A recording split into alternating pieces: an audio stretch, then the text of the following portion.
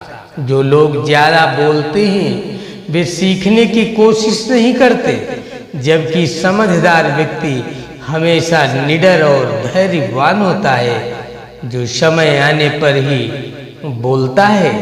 सभी बुरे कार्य मन के कारण उत्पन्न होते हैं। अगर मन सच्चे और अच्छे कार्यों के प्रति परिवर्तित हो जाए तो मन में अनैतिक कार्य का विचार भी नहीं आएगा। कोई भी व्यक्ति बहुत ज्यादा बोलने से कुछ नहीं सीख पाता।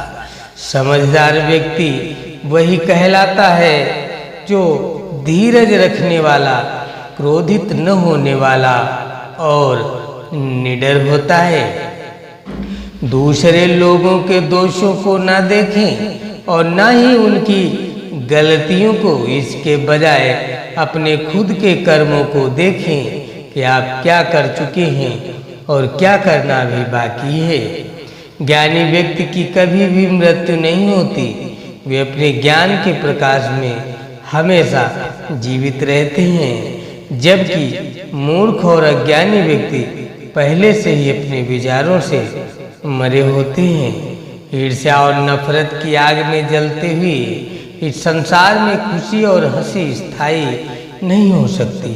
अगर आप अंधेरे में डूबे हुए हैं तो आप रोशनी की तलाश क्यों नहीं करते? एक जलते हुए दीपक से हजारों दीपक रोशन किए जा सकते हैं, फिर भी उस दीपक की रोशनी कम नहीं होती। ठीक उसी प्रकार खुशियां बांटने से बढ़ती हैं, ना कि कम होती हैं। आपका काम है अपनी पसंद के काम को खोजना।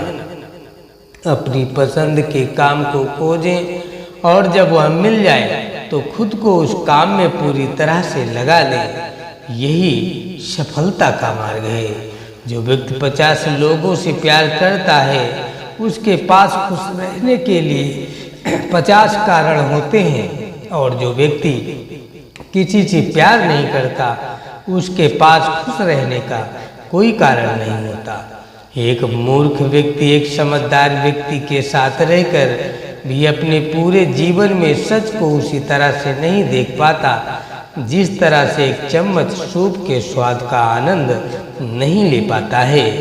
कोई भी व्यक्ति सिर मुड़वाने से या फिर उसके परिवार से या फिर एक जाति में जन्म लेने से संत नहीं बन जाता।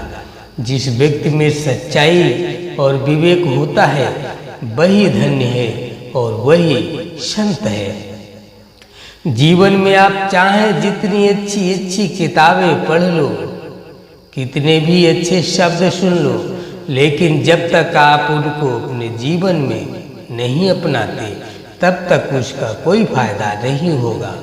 जिस तरह एक जलते हुए दिए से हजारों दीपक रोशन किए जा सकते हैं, फिर भी उस दिए की रोशनी कम नहीं होती, उसी तरह खुशियां बांटने से बढ़ती हैं, कभी कम नहीं होती। जिस तरह से आकाश में मिट्टी उछालने पर वह मुंह पर ही गिरती है, उसी तरह से मूर्ख व्यक्ति जब अच्छे लोगों के साथ बुरा करने की कोशिश करते हैं तो उनका खुद का ही बुरा होता है।